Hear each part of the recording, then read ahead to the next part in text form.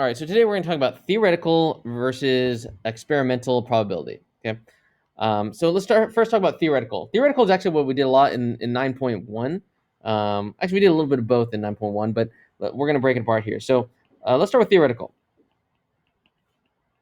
Theoretical probability is what should happen. Okay.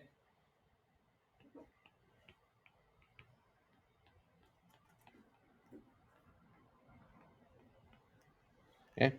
Theoretical probability is what should happen. That's why we say theoretically, this is what should happen, right? Theoretically, it should not rain in June, right? Now, does it rain in June sometimes? Every once in a while, but theoretically, in summer in California, we know it's not going to rain, right? Theoretically, right? Because we look back and we know, okay, it's not. That's just how the weather, the seasons work, right? So when we say something like theoretically, it's just what should happen if everything goes according to plan, right? In our dice example, theoretically, 7 should come out more than any other number when we roll 2 dice, theoretically. Okay. So if we look at an example, like theoretically, so let's say, for example, I'm going to roll 2 dice, right? So what's the probability that I'm going to get a 7 if I roll 2 dice? Okay. Right. The probability that I'm going to roll a 7 is there were 6 opportunities.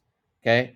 1 and 6, 6 and 1, 2 and 5, 5 and 2, right? 3 and 4, 4 and 3. Okay. There's 6 opportunities, right? So there are 6 opportunities out of a total of 36.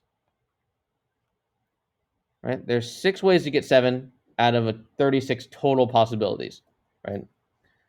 So we can simplify that to 1 over 6, or a 16.7% chance of getting a 7. So before I even roll any dice, I haven't rolled anything yet. This is what I'm basing it off of. I'm saying, you know what? I'm going to. This is the probability. This is I haven't done anything yet, but this is what should happen. 16.7% of the chance I should do that. If I was to roll dice 6 times, one of them would be a 7. That's what I'm saying. Now, what's cool about probability is then you can use this to predict what should happen going forward. So let's say I was going to roll 500 dice. Right? I was going to roll the dice 500 times. The question is, how many 7s should I get? Right? If I was going to roll the dice 500 times, how many 7s should I get? So this is what I'm going to do. Okay. So if I had 500 rolls, how many 7s should I get?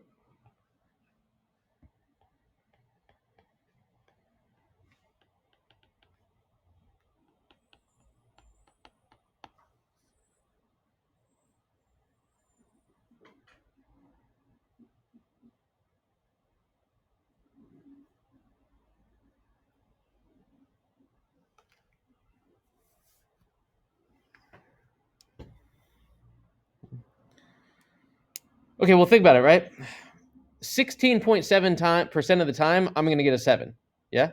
So all I need to do is put in my calculator, okay, 16.7% or 0.167 and multiply it by 500. And that'll tell me about how many 7s I should get, right? So go ahead and put that in your calculators.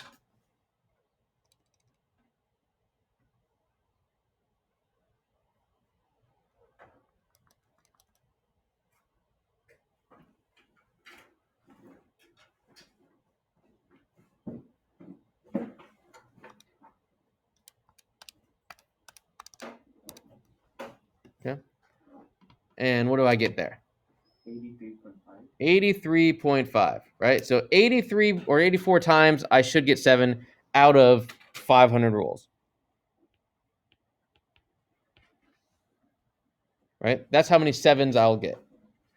Now, there's a question about how did I get these numbers again? So remember, how did I get the 36? Think of it this way again. If I was to list out all the possibilities of my 2 dice, so 1, 1, 1, 2, 1, 3, 1, 4, 1, 5, 1, 6, 1, 7, 2, 1, 2, 2, 2, 3, 2, 4, 2, 5, right? There's 36 different things that I could get.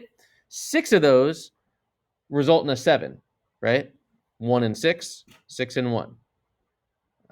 So these are all the possibilities for 7, right? 1 and 6, 6 and 1, 2 and 5, 5 and 2, and 3 and 4, and 4 and 3. So there are 6 of these total, right? Out of 36, there's 36 possibilities out of everything we have. Right? You can find that out just by there's six numbers on each dice. 6 times 6 is 36. Okay, so if I was going to roll 500 rolls, I would expect to get 7 about 83 times, 84 times, right? Now, why is that important? Because then I don't want you to have to roll the dice 500 times, right? That's a lot of rolls. So this is just a good prediction of what we do, right? So again, I have not rolled any dice yet.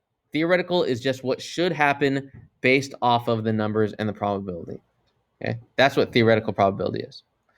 Let's move on to experimental probability. Yeah.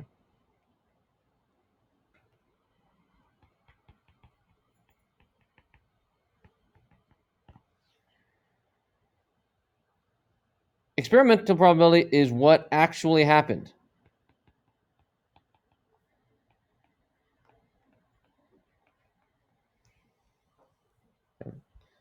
Experimental probability is based off of what actually went down, what actually happened. We actually did it. We actually rolled the dice. We actually counted the people. We actually counted the things.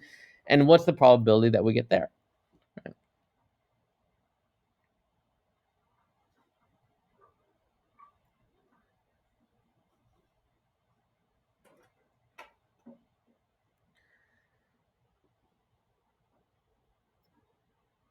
So let's say, for example, okay, I rolled the dice 10 times. And here's my results.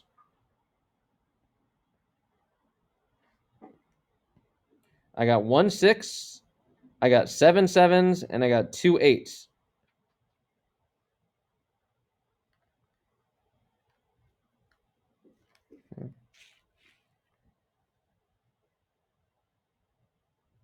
So this is the number, and this is the rolls. Okay. So I got a lot of 7s there, right? 7 7s. So what is the theoretical probability that I'm going to get a 7, right? It's not that 16%. How many 7s did I get here? I got 7 of them. And how many total rolls did I do? Okay. I did 10. So the percentage chance that I'm going to get is 70% chance that I'm going to get a 7. Okay. This is based off of the experiment that I did. Okay. I know we think of experiment as like a sciencey word. Okay. Experiment could be anything that you try out, right? So we actually rolled the dice here. Okay. Or pretending that we actually rolled the dice. So, and then we're going to base our probability off of that. You see what that means? See how experimental is different than theoretical? In theoretical, I didn't roll a dice. I didn't do anything. I just said, this is what should happen. In experimental, I'm saying, well, I rolled it. I did the numbers. So what did come out, and let's use that. So if I was going to roll the dice based off of this, right? If I was going to roll the dice 500 times, how many 7s will I get? Okay.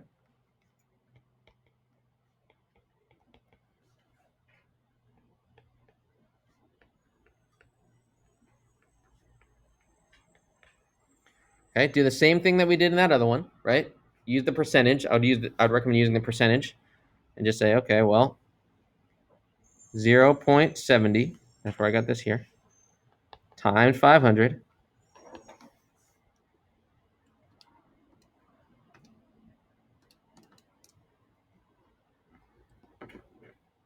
And I get 350. So based off of my experiment, I'm going to get it 350 times. Now, these are very different, right? One was 83, one was 350. Eventually, if I keep rolling, generally everything moves towards the theoretical, okay?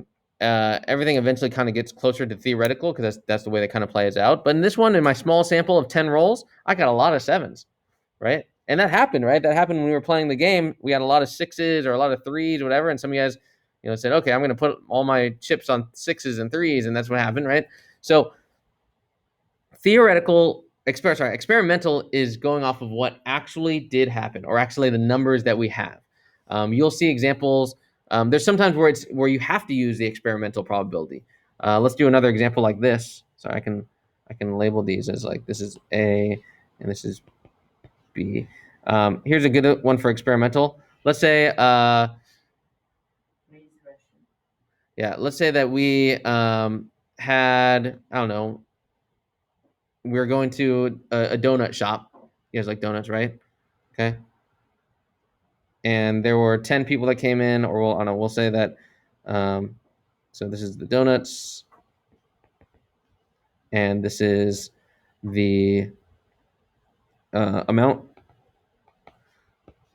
So let's say there's sprinkles, and there's glaze, and there is jelly filled. Okay.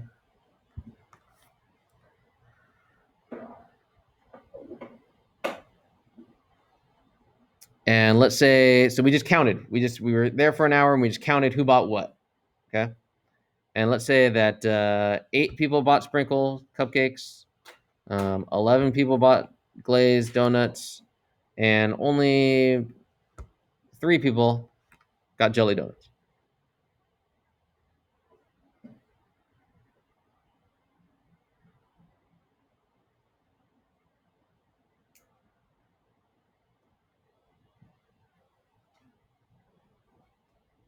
So if I said, what's the probability that the next person that comes in through the door in the donut shop is going to get sprinkled cupcakes? Right? What's the probability that the next person is going to get sprinkled cupcakes? Okay, so I want to know the probability of sprinkles.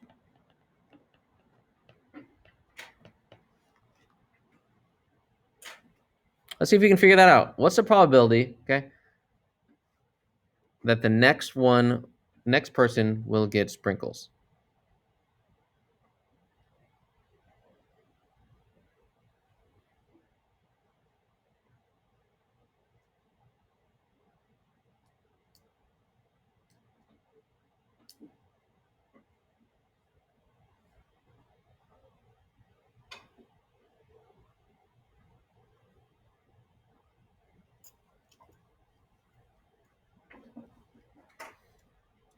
All right.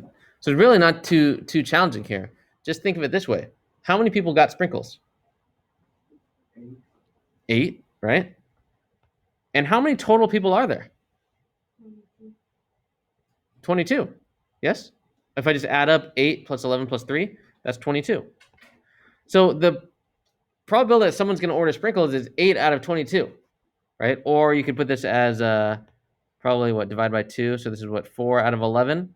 And then put in our calculators. 36.4%. Sorry,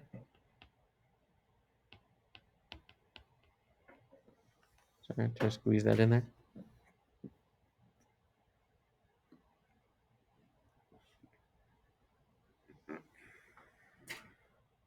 Now, is this experimental or theoretical? Well, let's think about it. Did something actually happen that we counted? Yeah. So it's an experiment, right? Then it's experimental probability. That's the difference, right? Now, if before I even opened the donut shop, right, and I just said, you know what? May is sprinkle donut month, so that means that I think that 75% of people will order sprinkle. Like, that's theoretical. Like, nothing's happened yet. Okay. But this one, I actually counted the 22 people that came into my donut shop and counted which ones they got, right? Then I'm using the experimental probability. Okay. So that's the difference between the two. Okay. Experimental is something has actually happened that's been counted, and there's an experiment that's been done. Okay. Theoretical, nothing's been done yet, right? But we're predicting. So good examples of that is like theoretical is like, hey, what's the probability I'm gonna get heads or tails, right? 50-50. I haven't flipped it yet. I just know 50-50, right? What's the probability I'm gonna roll a number 1 when I roll a 1 number cube? Okay, there's only one out of 6, so 1 out of 6, right? That's theoretical. I haven't done anything yet, but I can give you a probability, right? On this donut example, I had to actually count the people, and that's experimental. Okay. So that's the difference between the two. They're both pretty simple. Okay. Again, it's still the same concept of what you're looking for divided by the total amount.